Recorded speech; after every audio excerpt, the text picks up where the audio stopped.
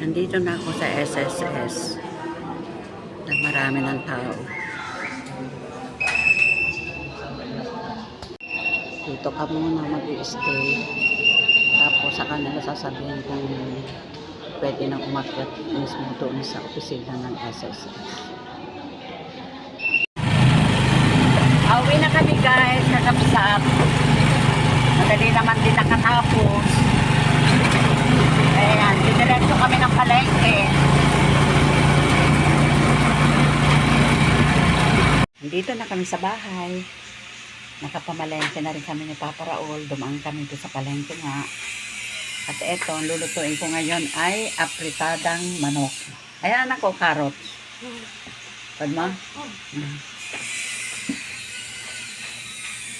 Si Carol gusto niya daw ng carrots. Kumakain nito kasi ng hilaw na carrots. Ayan. Pero pagluto na, ayaw niya.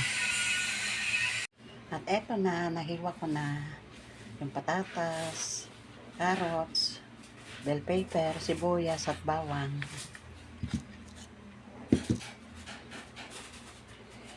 Ayan naman yung kay Carol na carrots. Eto na yung apritadang manok. Ayan. Nilagyan ko ng hotdog.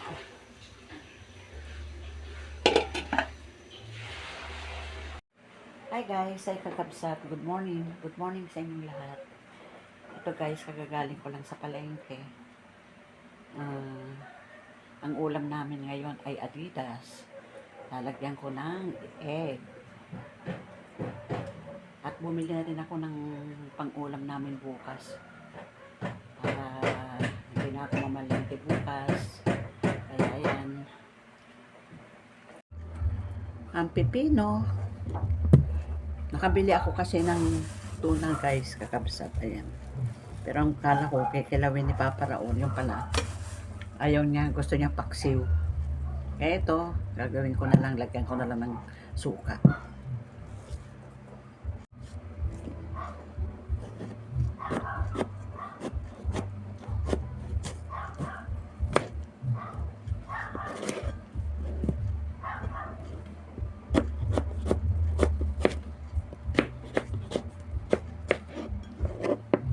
Lagyan na lang ng suka, paminta, saka sukal.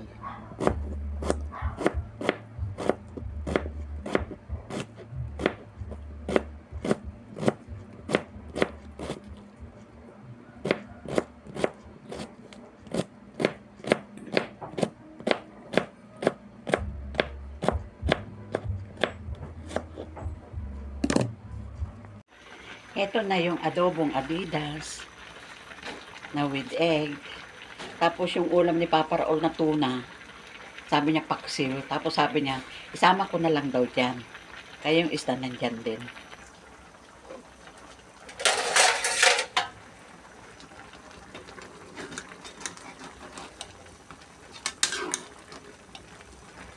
Ayan o. Yung tuna.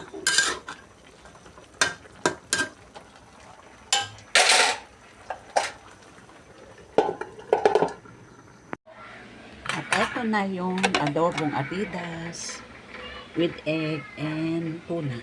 Ayan. At ito naman yung pipino. Ayan.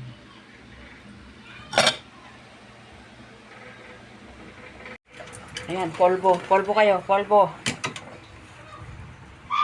Mas mahal pa ang polvo nyo.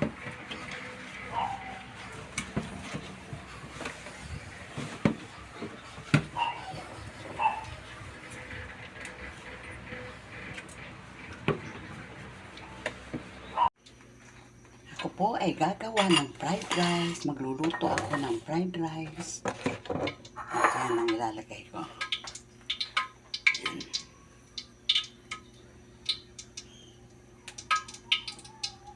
Ito na ang aking fried rice.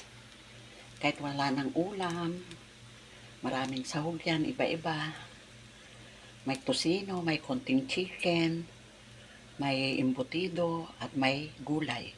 Ayan. Paano guys, kakabsat? Hanggang dito na lang. Thanks for watching. Shout out sa lahat ng aking mga subscriber. Maraming salamat. Okay guys, ingat kayo. Love you all. God bless. Bye.